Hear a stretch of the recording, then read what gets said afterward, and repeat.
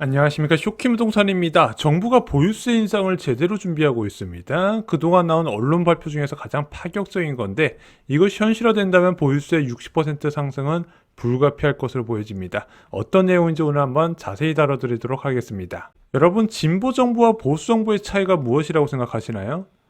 일단 진보 정부는 분배를 중심으로 이제 정책을 세우게 되죠. 그리고 정부에 더 큰 역할을 부여하기 위해서 큰 정부를 지향하게 됩니다. 반면에 보수 정부는요, 성장에 더 포커스를 맞춰요. 그리고 정부의 역할을 최소화하는 작은 정부를 지향한다는 거죠. 현재는 진보 정부가 들어왔습니다. 진보 정부는 정부가 더 많은 역할을 떠맡게 된다 말씀드렸죠.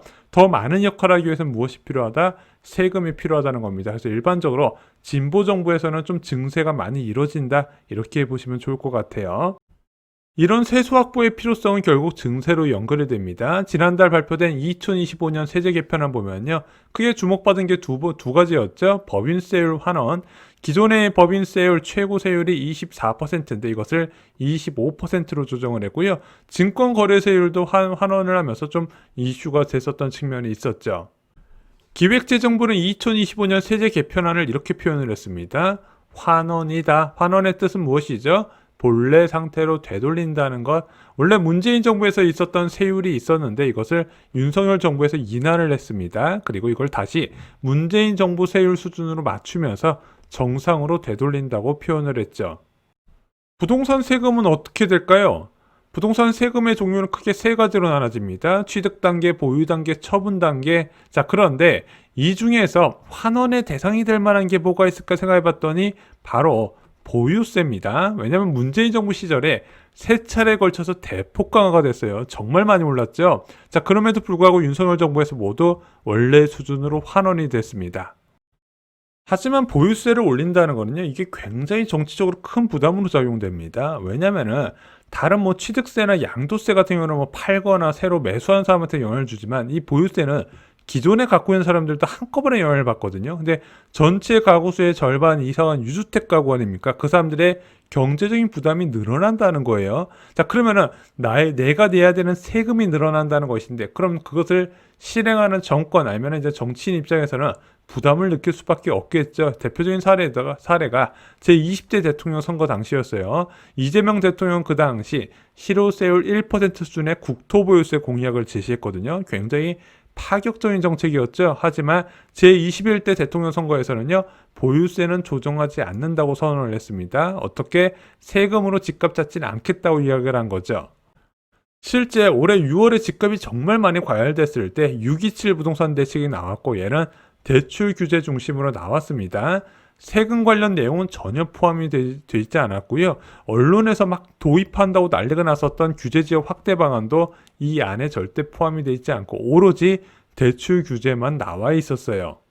하지만 627 대책 이후에 심상치 않게 보유세 관련된 기사가 쏟아집니다. 하나 볼게요. 정부 종합부동산세 역주행 예고, 공정시장가액 비율 80% 상향 검토. 원래 이제 현재 공정시장가액 비율이 60% 일시적으로 낮춰졌는데 그걸 다시 80%로 돌아간다는 내용이었습니다. 하지만 이 기사가 나오고 나서 2025년 세제 개편안이 있었지만 거기에는 포함이 안 돼 있었어요.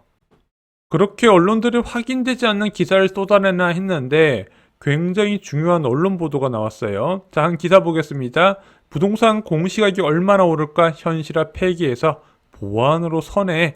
아니, 이게 무슨 얘기야? 자, 기사를 살펴봤더니 정부가 부동산 공시가격 현실화 계획을 재추진한다고 합니다. 그래서 조만간 부동산 공시가격 현실화 계획 수정안을 연구 용역 발주할 예정이라고 해요. 굉장히 구체적이죠. 그래서 문재인 정부 시절에 추진됐던 공시가격 현실화 방안이 부활할 가능성이 커진 겁니다.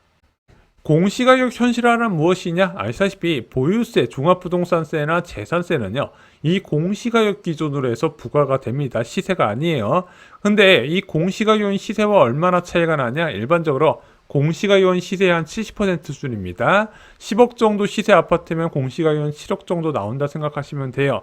근데 문재인 정부 당시에는 이를 10년간 단계적으로 90%까지 끌어올린다는 계획을 발표했고요. 15억 초과하는 아파트는 2025년까지 단 5년 만에 올린다고 이야기를 한 겁니다. 그러면은 1년에 한 4%포인트씩 올라가기 때문에 집값이 오르지 않다 하더라도 이 공시가격 현실화율 때문에 5년 동안 급격히 보유세가 올라갈 가능성이 있다는 거죠. 만약 공시가격 현실화 방안이 재추진돼서 과거의 목표대로인 90%까지 오른다고 계산을 해보겠습니다. 시세 15억인 아파트의 공시가격 70% 기준의 보유세는 151만 원인데 공시가격을 90%로 올리게 된다면 보유세가 250만 원으로 올라가야 됩니다. 자, 시가 25억 아파트는요, 공시가격 70%를 잡았을 때 보유세가 436만 원인데 이것을 90%로 올리면은 742만 원까지 올라간다는 거죠. 시세 35억은요, 현재 903만 원의 보유세가 1468만 원까지 최대 60%까지 증가한다는 겁니다. 아니, 공시가격 현실화율을 단 20%포인트만 올렸음에도 불구하고 왜 이렇게 최종 보유세가 차이가 나나요? 얘는요, 종합부동산세하고 재산세에 동시에 영향을 주기 때문입니다. 또한 종합부동산세에 영향을 미치는 4가지 요인이 있거든요.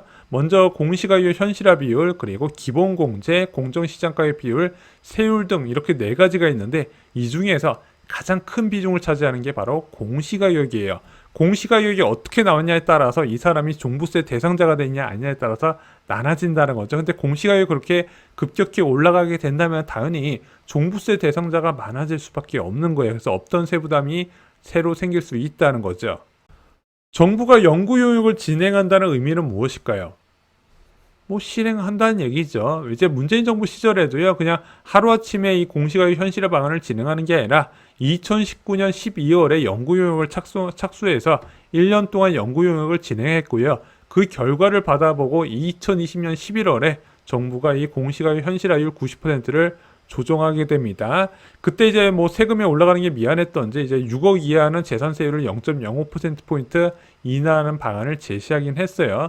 그럼에도 불구하고 이 방안은 좀 거센 여론의 비판에 직면을 하게 되죠. 근데 만약에 이재명 정부에서 실제로 이것을 진행하게 된다면은 뭐 이제 연구용역 진행된다면 이거는 2026년 말에 연구용역이 끝날 것이고 그것을 기반으로 해서 2027년부터 적용될 가능성이 있다는 겁니다.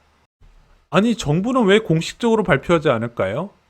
그럴 수밖에 없습니다. 명분이 없기 때문이죠. 정부는 시장이 과열할 때만 개입하는 경향이 있습니다. 아니, 모든 자산 시장의 개입 방법이 동일해요.